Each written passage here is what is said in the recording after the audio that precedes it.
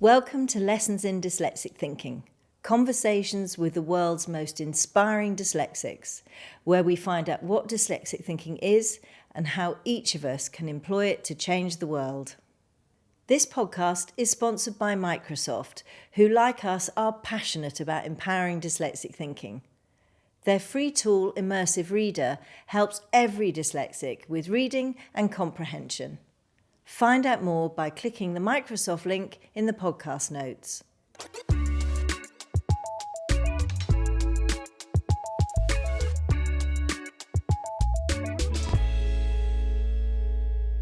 Today I'm joined by actor and brilliant dyslexic thinker Michael Provost. Michael, you've just starred in the Oscar-nominated and everything-nominated film The Holdovers, and appeared alongside another dyslexic actor and change maker, Alyssa Milano, in the Netflix series Insatiable. You've said acting is about telling stories that people can relate to, find themselves in, and feel from. Storytelling and connecting are incredible dyslexic thinking skills, and you're also passionate about dyslexic thinking and making a difference in the world. So welcome. It's wonderful to have you here today. Thank you for having me. I'm going to kick off with a big one. Tell us more about you, what you do, and how you think your dyslexic thinking helps you to do what you do. So I'm an actor, and my dyslexic thinking is used every day, whether it's imagining, visualizing. It's important for a dyslexic to be able to think from the top down, to see the whole picture, because you're working with someone else's vision, right? You're arriving on set and working with a script, and you want to have a wealth of imagination and bring choices and life to what you're creating. And that's the job. And that is all things that a dyslexic is highly skilled at. Emotional intelligence as well, they go hand in hand. If you look at some of the incredible actors who are dyslexic, Anthony Hopkins, Ariana DeBose, Whoopi Goldberg, to Orlando Bloom, all of them have that incredible sense of imagination, but also the emotional intelligence to really engage with their characters. Do you find that that's something that you do easily? Yeah. Yeah. Growing up, my parents always said I had a larger EQ than I do an IQ. And I think this tracks for a lot of dyslexics. I read in your book that 80% of dyslexics are above average in connecting. Yeah. So we all have, and empathy is not a exclusively dyslexic thing, but it is something that we're highly skilled at. So the understanding that we all come from some place, we all were born in some town, a city, a jungle, or an island, that we have been hurt or we have hurt someone else. These are all things that I carry. These are all things that you carry. This is just something I know. This is a way I see the world. And it's your job as the actor to show up and have all those questions answered. And it's a constant exploration.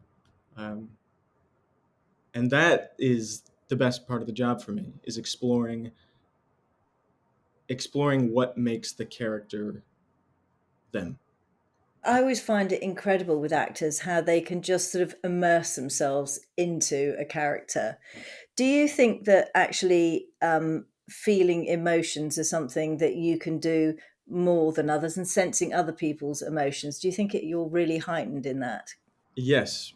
Yeah. And I think I owe that to my dyslexia. Yeah, I think people often say that they're successful despite their dyslexia, but when you actually really tap into what dyslexic thinking skills are, and really understand what they are, I think that is one of the real big ones for dyslexic people, to really tap into that. Did you have that when you were a child? The emotional intelligence, Yeah, the or emotion intelligence, being able to read people. yeah, I know, I definitely did. I definitely did. And did you find a question I always find fascinating, actually, because I think you can read people's emotions, but you can also sort of sense what they're thinking about you as well. And I think for a lot of dyslexic kids, that can make them quite self-conscious if they're introverts. I don't know whether you're an introvert or an extrovert, but did you find you had that sort of real sense of knowing what people were thinking when you walked into a room, for instance? I definitely can walk into a room and know what people are feeling and thinking.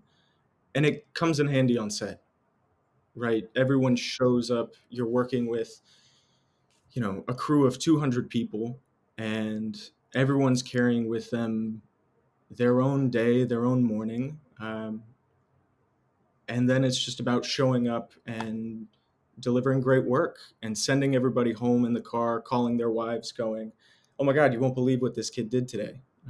That's what it's about. Yeah, I think the whole people emotional intelligence thing is such a powerful thing to have, whatever career you're in, and is something that I think dyslexic people, just as we said, they kind of excel at and really enjoy inspiring Definitely. other people. Yes. And I read on one of your posts, you were talking about creativity and being immersed in creativity in all the people you meet and everything you do. Tell me a bit more about that, because it must be fantastic just to be surrounded by creative people every day of the week. Yeah. I was writing something up for my high school, and they wanted to know more about my acting and what drew me to it, and what do I enjoy about it. And it really is getting to work in a highly creative community with creative problem solving, with storytelling, entertainment. My brain, I think in pictures, and I need people around me to like bring those images to life, because I don't necessarily know how to work a camera, especially when they're this big. But I have incredible people in my life who I can call at any moment and say, "Hey, I have this image in my head that I keep thinking about.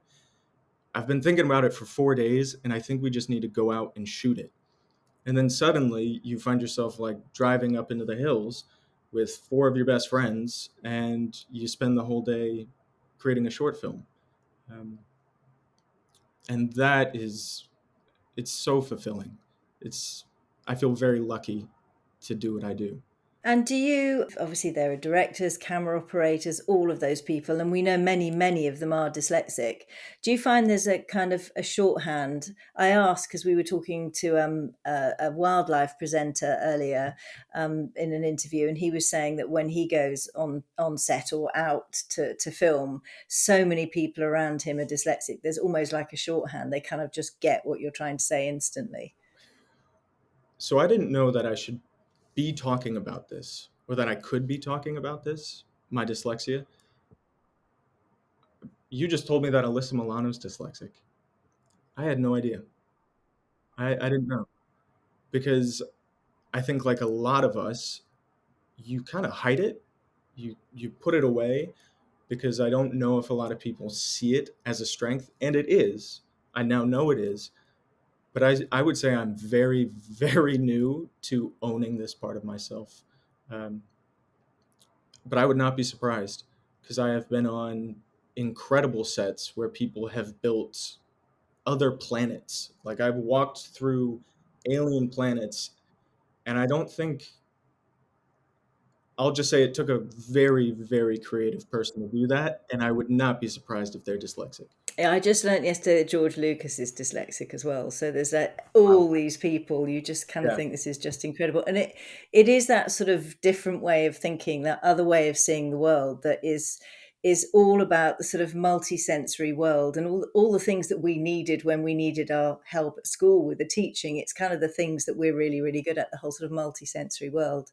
But part of the reason for doing this podcast is to help dyslexic people to understand more about their strengths, and to help even the guests like yourself. There are kind of things, because we're so used to being told that it is a negative and it's something we struggle with, that actually really embracing the strengths and helping everybody understand that is so important.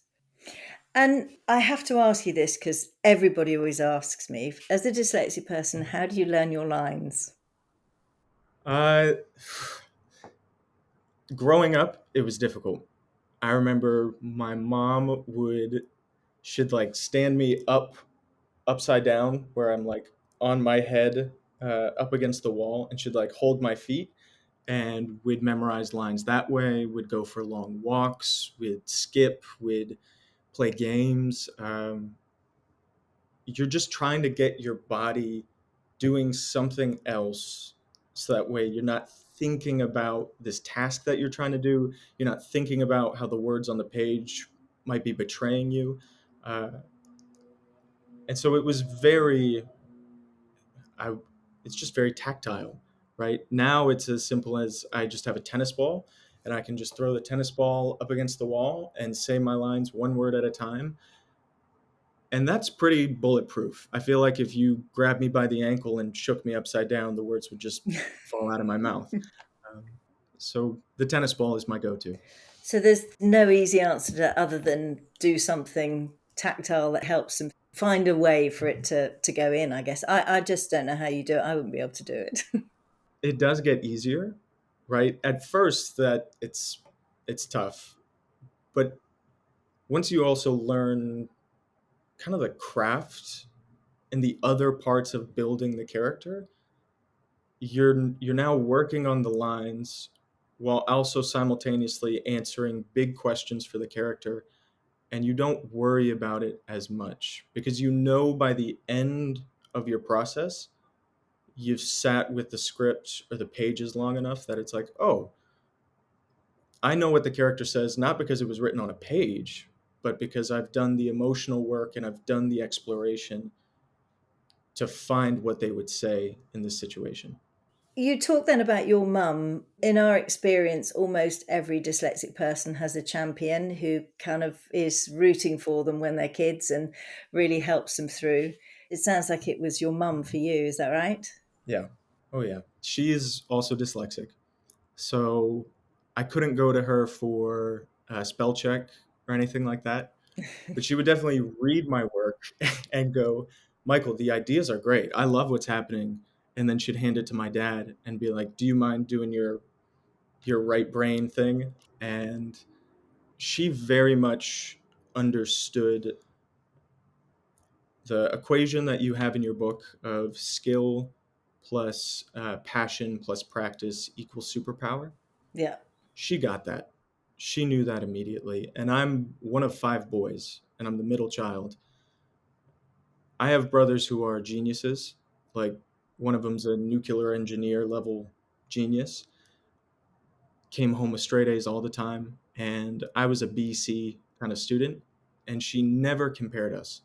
She was so great about, Michael, you are your own person, and just because you don't have as high of an IQ, your EQ is through the roof. You can go into social situations that your brother will never be able to handle. Um, so I felt so loved and so valued by her throughout all of it, including the hard parts, including the parts where they're talking about like, are we going to hold him back? Um, you know, yeah, she's my hero. And were you the only dyslexic out of the five boys, your four brothers, or There's three of us, so three out of five. Um, yeah, my two older brothers, they're fairly right brained, and then the bottom three of us, yeah, we're all neurodivergent in some way. So makes for a very fun household. yeah, yeah, I can imagine. I can imagine.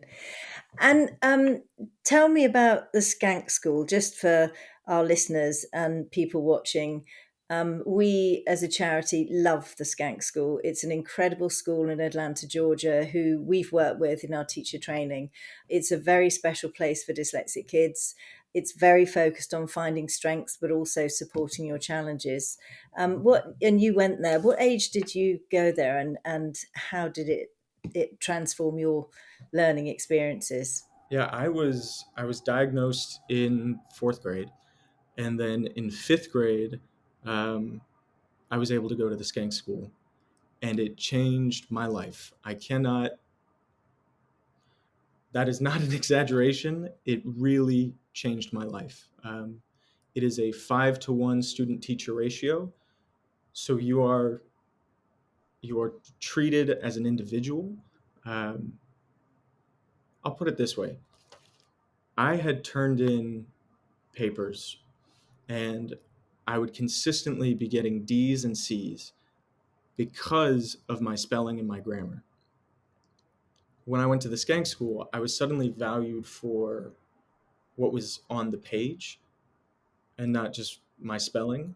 And so that C or that D was now an A or a B. Um, and suddenly I believed in myself. The Skank School valued me for my ideas, not for my spelling and my grammar, and that changed everything for me. Um, it gave me the opportunity to learn how to actually read. Um, it gives this kind of like this big picture view of language. That's the very like layman's terms for Orton Gillingham. I learned how to chunk out words. I learned how to spell in very tactile ways where we would be drawing in the air, touching our fingers, or getting up and just moving through the classroom. Um, it's a highly creative environment. I remember the art classes were just incredible. I had never done ceramics before, and yet here I was in fifth grade, like getting to like put things into a kiln, and that's so cool. Um, so to be valued for my strengths and not my weaknesses was a new lease on life. And having that support to actually help you to learn in the way that you need to learn as well is just it's and valuing strengths is life changing. I had a similar experience at school. I went from feeling like I was a failure and really stupid to going to a school that completely focused on what you were good at, gave you the support for your challenges, but it is life changing, truly, isn't it? Yeah, I became someone who would take initiative, and that's a big part of myself that I love. Is the fact that I'll just go out and do it. Whereas before, it's the classic dyslexic horror story of like you're in class and there's popcorn reading happening, and you're like, oh God, I really hope nobody calls on me. Yeah. And hearing some jerk in the back like snickering because you swapped said and does like 12 times. But being at the Skank School, I suddenly turned into a kid who, when asked, all right, who wants to start reading, I'd say me. I want to do that. And that's a part of myself that I love. So I owe that to them. Did they find that you were good at acting, or did that happen later? I have a drawing from kindergarten, so way before that. What do you want to be when you grow up? And it's like a stick figure, and then like a crudely drawn camera, and it's like I want to be an actor. So I had known that I want somewhere in my like young subconscious, I had known that that's what I wanted to do, but I knew I liked entertaining people, but I don't think I knew that it could be a profession. I didn't know I could make a life out of it. I think it was just something that I greatly enjoyed and I was really good at. And my parents just kept pushing me towards that because it was kind of the one thing I had in my life that I was excelling at and really, really good. Yeah, it's that practice and passion. What do you think that your 7-year-old self would think about where you are now? My 7-year-old self would wonder why I have so many books. And be proud of that. I love reading. I didn't pick up a book for myself until I was out of high school. Um, it took getting out of just kind of primary education for me to fall in love with reading. But I think my 7-year-old self would be shocked by that. And you're really, really passionate about helping kids and adults to read as well, aren't you? I know that you have a wonderful T-shirt that you might want to explain to our viewers and our listeners as well. It has a fantastic slogan on the back, I think, as well. On the front, it says, read books and be kind.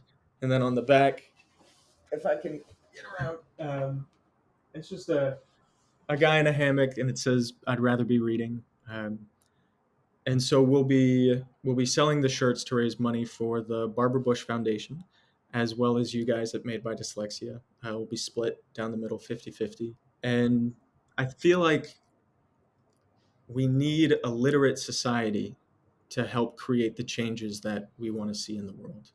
Yeah, 100%.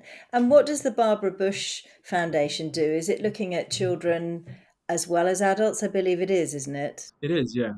Yeah. I think that's what drew me to it is the Barbara Bush Foundation uh, addresses the fact that adult literacy, especially here in the States, is down. We have 113 million US citizens who struggle with reading sentences that are above a fifth grade level. And that's not okay. That's just not okay. No, particularly when we know exactly what kids need to learn to read, whether, dyslexic or not, they need a good multisensory phonics approach like Alden Gillingham.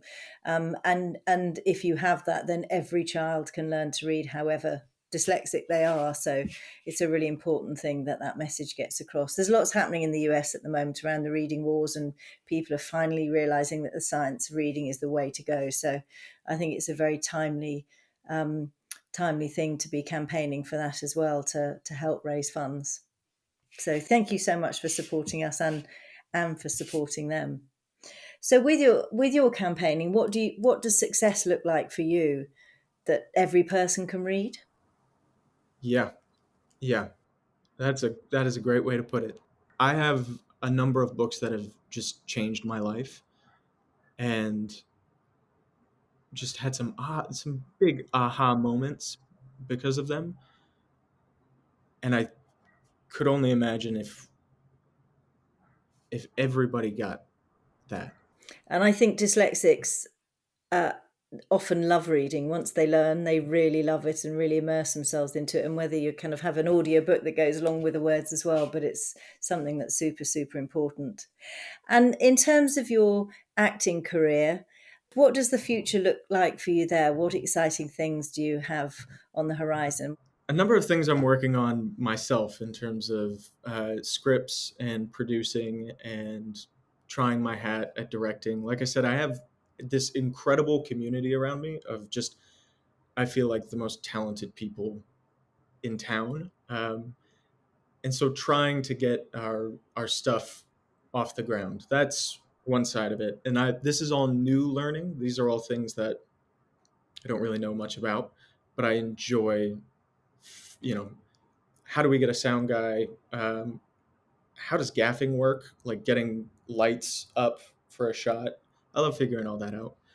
And then in the acting world, I'm very excited to say that I just worked with Kevin Costner on his film, The Horizon Saga, and that comes out in August of this year.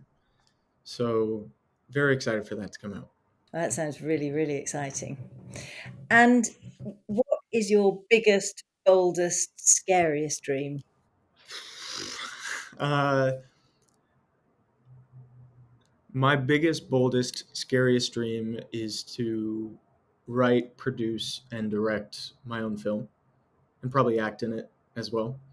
Uh, but then I have other dreams that just happen every day where I'm like, what if we walked across America? What if we, took a trip down to Mexico? What if we?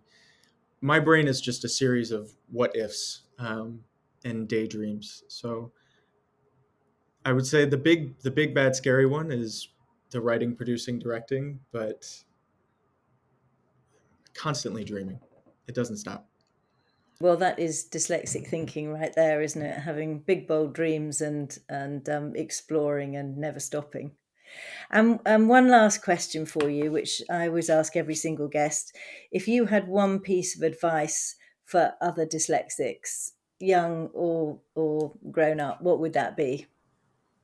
I would say, as a dyslexic, you walk into every room with something of value, something incredibly valuable. That's a very, very special note to end on. Thank you so much, Michael. That's wonderful advice, and it's been great chatting to you. Thank you so much. Likewise.